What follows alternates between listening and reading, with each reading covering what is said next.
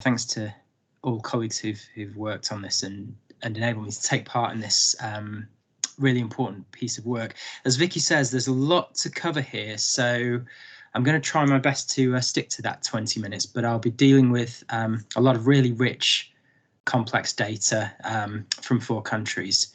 So that's the title of what I'm talking today about. So qualitative research as a guide for developing realistic pro-social games, an overview of findings from 4 countries. The idea behind Ni3, as you all will know, is that one thing we can do to reduce gender-based violence is the use of pro-social games in order to increase empathy, change attitudes, and lead to new understandings and ways of challenging GBV. And one thing that's really important in developing these games is that the games are plausible. They fit with the local context they're being used in. And so this, in a nutshell, is really what the qualitative work package in Ni3 was about. I'm going to assume no knowledge of qualitative methods on the part of the audience. So I'll very briefly say what we as qualitative researchers assume about the nature of reality and what we do with our research. We think that the sort of knowledge we get as academics is always context specific and provisional. So the accounts we'll get of gender-based violence can't be abstracted meaningfully from the context in which they occur. So that's really important to deal with. We place a premium on research participants' own subjective experience. We think subjectivity is an important thing to understand and to engage with in research, and we think that has real value in understanding complex social phenomena like gender-based violence. The focus in our research is on what we call naturally occurring data. So this means data that as closely as possible reflects the life worlds of the people we're talking to. And that gets us close to the essence of their experience. Generally, qualitative researchers take a critical and questioning perspective on our research phenomena. We're interested in meaning over measurement. And as I said in the first part of this talk, this is really important as a way of creating games that resonate if we're getting that context-specific knowledge that taps into the participant subjectivity, people's real-life experiences of GBV. I won't go into great detail about the actual approach we use. That will be readable in our forthcoming publications and country reports.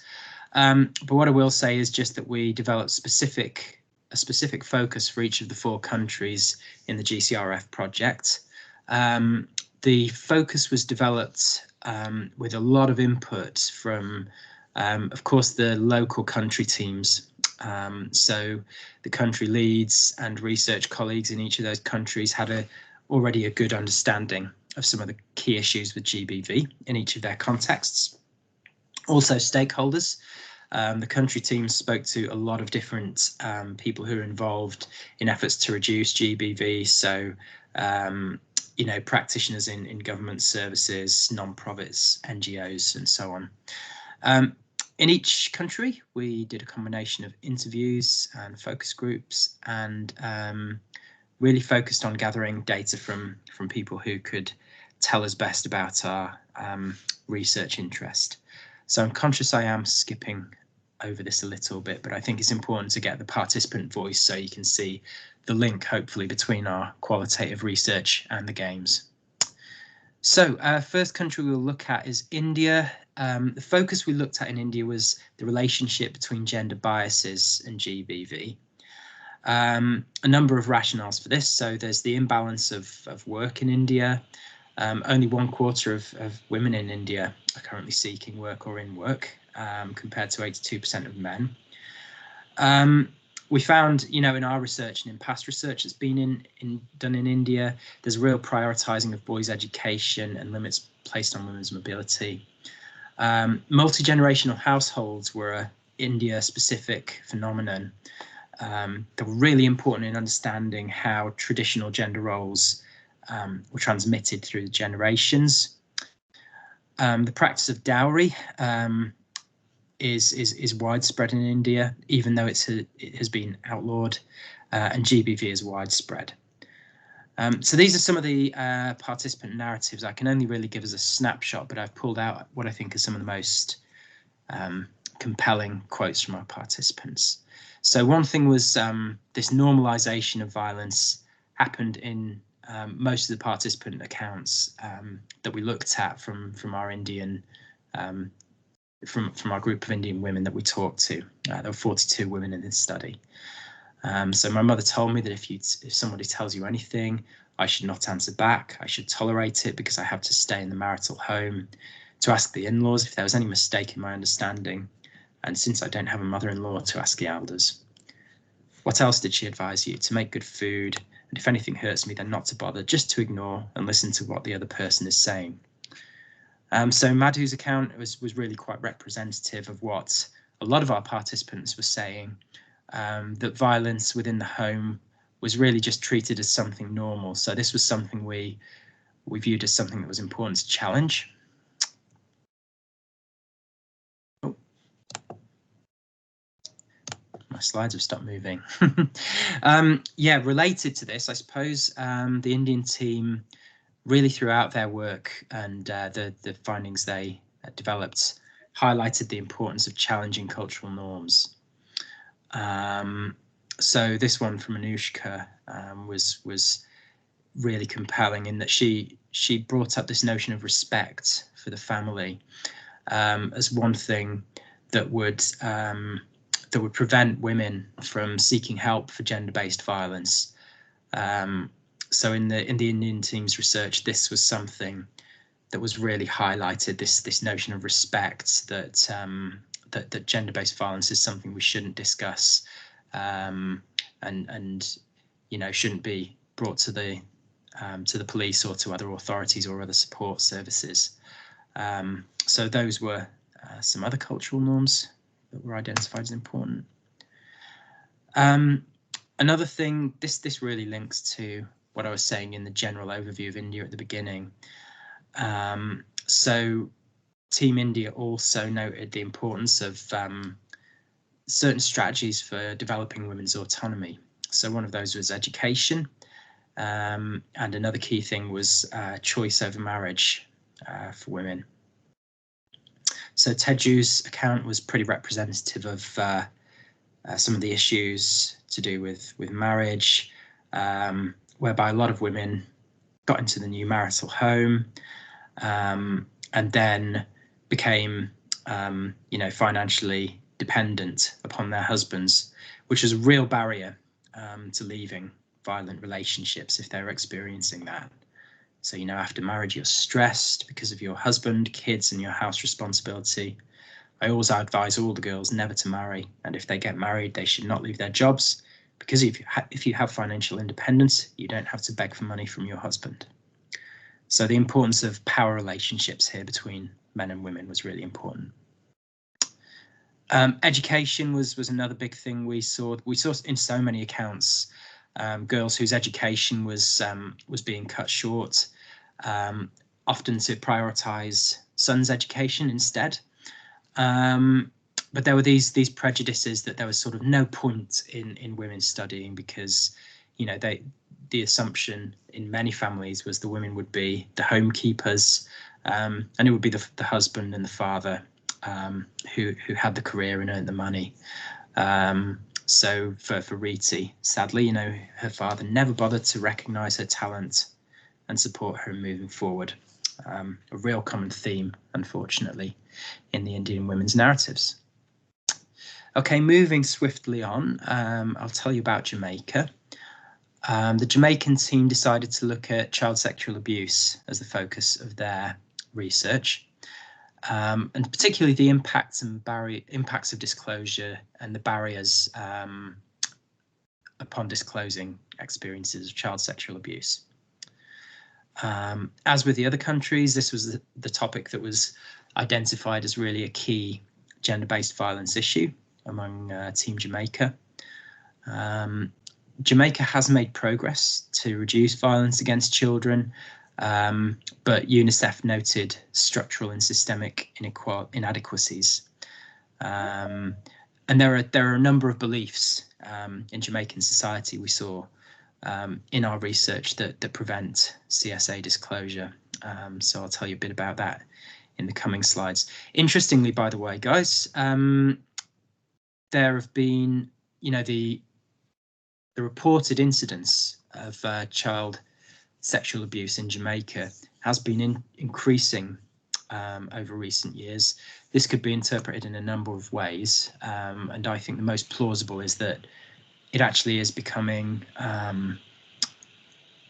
more accessible for people to report their experiences. So hopefully progress is being made here, but there's still issues to deal with. And these are some of the things we found in Jamaica. One thing that was important to notice was that child sexual abuse takes a lot of different forms, and not all of them involve physical sexual contact. So Hope talked about, being given pornographic material and talking about the different sexual positions with the perpetrator. And another example of non-physical child sexual abuse would be this sort of demeaning, derogatory language that was used by perpetrators towards the survivors, such as Raven here. So being told she wouldn't amount to anything, that men will take advantage, I'm a whore, I'm a bitch. So we would see a lot of these kind of narratives, sadly, in our survivors in this group of participants. Another thing we found in Jamaica, again, the issue of power imbalances comes in really strongly to child sexual abuse. So we saw this in a number of accounts in the Jamaican team's research, where participants were reliant upon the perpetrator of child sexual abuse for things like schooling.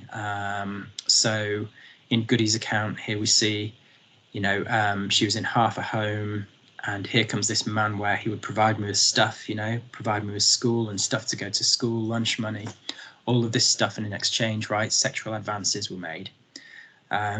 So in terms of drivers of child sexual abuse and difficulties in reporting it, this imbalance of power in the financial and economic spheres were really important in Team Jamaica's findings.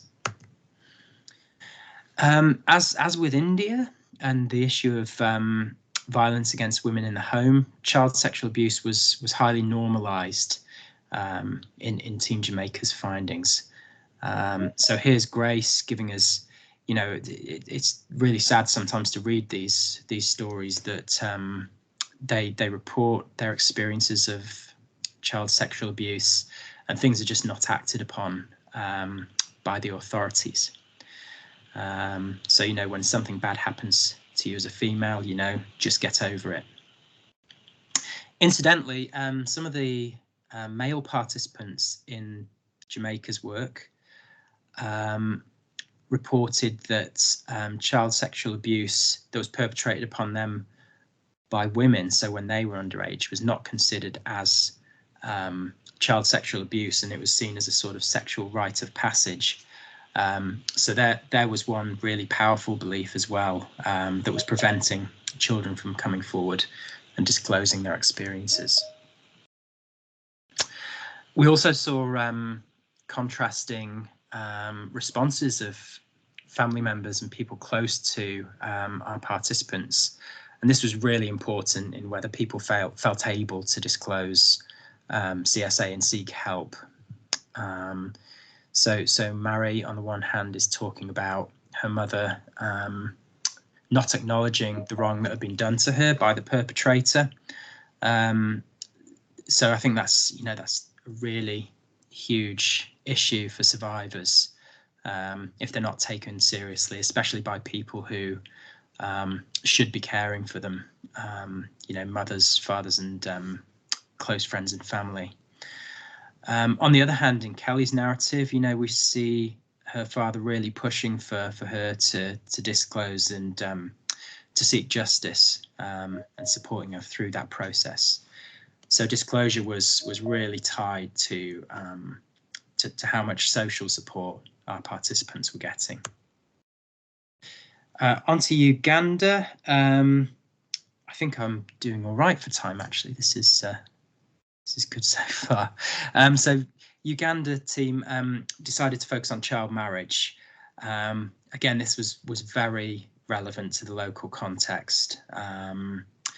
So, you know, it's the area of the world that has the global highest prevalence of child marriage. So that's child marriage defined as people under the age of 18 getting married.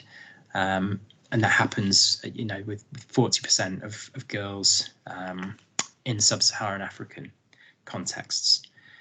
In Uganda, this is especially pronounced because of the legacy of the Civil War. And we'll see this reflected in some of our participant accounts. But in the Civil War with the Lord's Resistance Army in recent decades, you know, women would, or young girls would be taken off and forced to marry at very young ages, as well as boy children being taken to become soldiers in the Lord's Resistance Army.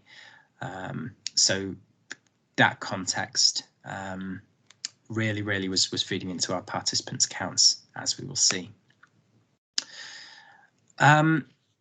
As with India and Jamaica, this issue of schooling came up in a different way in Uganda. So young girls were often taken out of school because paying the school fees for girls was not a priority often for families in Uganda.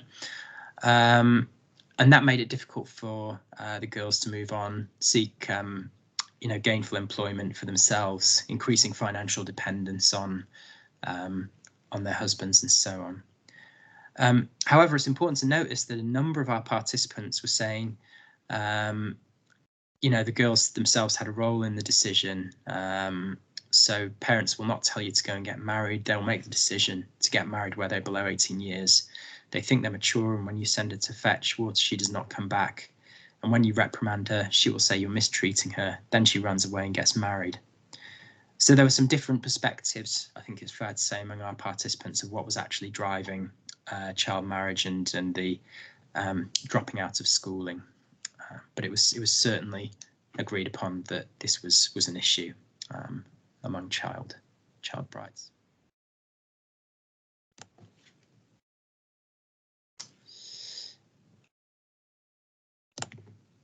So here are some girls talking about the peer pressure they experienced to marry underage, and sort of the formative experiences that would lead me to marriage.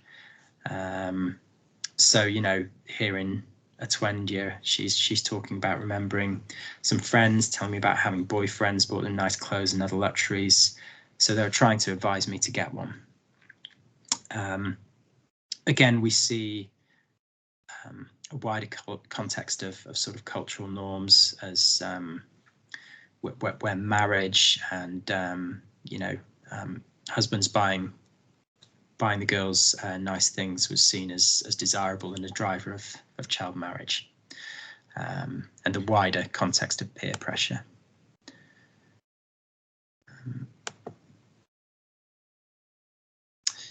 Here's a counterpoint on that. So in this focus group, our participants were saying, you know, the vast majority are in fact forced into child marriage. Pregnancy was an issue which was identified by a number of participants, and then people insisting that the girl must marry as a consequence. So yeah, it's for many participants, the child marriage was, of course, forced upon the girls.